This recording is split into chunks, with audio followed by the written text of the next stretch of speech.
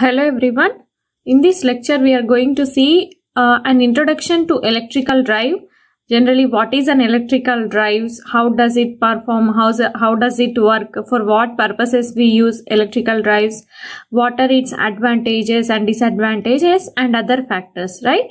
So let us go into the lecture now. So first is, what is an electrical drive? Let us see.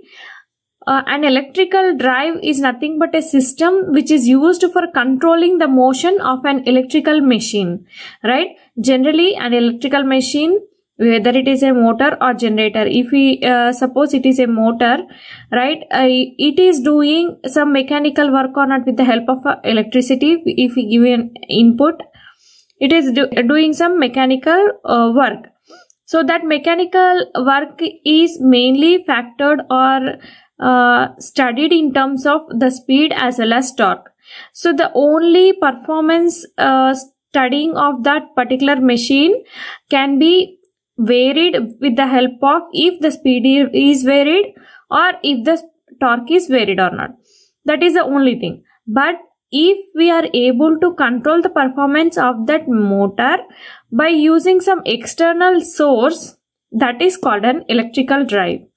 That means it is not only the electrical power which is affecting the performance of the machine, but also some external source we are using for controlling the motion of that electrical machine. That is the speed, right? So this interconnection, or if we introduce the controlling mechanism for a particular machine, electrical machine, then it is called an electrical drive. So this is the definition corresponding to it. That is, the system which is used for controlling the motion of an electrical machine is called an electrical drive, right? Now this is a block diagram shown here corresponding to electrical drive, right, which consists of a source, a power modulator, a motor, a load, and a sensing unit and a control unit. So let us see what is the main function of power modulator here. So remaining things all we know, but what is this modulator? Let us see. So there are four major functions of this power modulator. Those are that power modulator modulates the flow of power from the source to the motor, that is source to the motor, in such a way that the motor is imparted speed torque characteristics required by the load. So how do you want to run this motor? Depending upon that, this power modulator modulates the input power from the source. Have you understood? So this is the interconnection between the source and the load, such that it is giving or it is directing the motor to perform as we required it to perform, right? So this is the function of power modulator. At the same time, it restricts source and motor currents within permissible values. Why? Because if they are not within the permissible values, the entire drive set may get damaged. So this power modulator restricts the source and the motor currents within permissible values such that the total electrical drive set does not get damaged due to the overcurrents, right? Next, it converts electrical energy of source in the form suitable to the motor, right? So for how much value the motor need to run, this power modulator converts that energy which is obtained from the source into the permissible limits which the motor is required to run, right? So, and the last one is selects the mode of operation of the motor. So in which mode of operation do you want to run the motor for the particular load or for a particular application? That is, do you want it to run in the motoring mode or do you want to run it in the braking mode? So these are the four major functions of the power modulator, right? So coming to control unit, it is nothing but it is giving controlling signal to the power modulator such that this power modulator functions all of these functions, right? So there is a sensing unit between motor and load such that how the motor is performing. We need to take output, right? We need to sense the whatever the motor is functioning, is it corresponding to the load, or if we need, whether we need to make any more changes.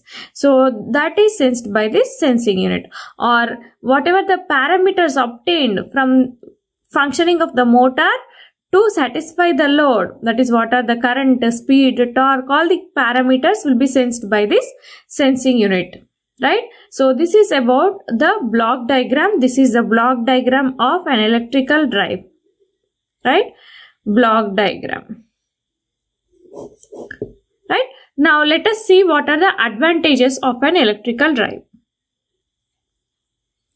See, coming to the advantages of an electrical drive, this electrical drive has large range of torque, speed as well as power, and it is flexible. It has flexible control characteristics, right? So we can operate this drive depending upon the torque, speed, power characteristics, whatever are required by our load. Why? Because it is in our hands to control the motor, right?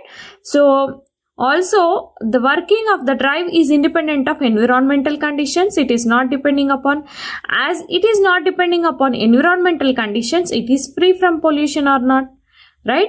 So this drive can be operated in all quadrants of the speed torque plane. So it also can be very easily started. Why? Because we are using some external source to start the motor, right? So efficiency of the electrical drive is high. Why? Because its losses are less, right? So it has smooth and very easy speed control techniques, right? So it also can be remotely controlled. As it is very compact, it requires less space also. So the installation is also easy for this one. For what? Electrical drive. So coming to the next disadvantages, if you see, its initial cost is high. To establish to set up this electrical drive is costly, but after installation we have so many advantages. Why? Because we can control the motor action with the help of an electrical drive, right? So it has poor dynamic response and low output power. So it also cannot be used where power supply is not available. Why? Because we are taking the help of electricity source. We have in the block diagram we seen that there is some source. That source is nothing but electrical energy, right? So whenever there is no power supply, we can't use this electrical drive. So coming to some of the applications of electrical drive, you can see here like transportation systems, rolling mills, paper mills, textile mills, machine tools, fans, pumps, robots, and so on. Innumerable number of applications are there for an electrical drive.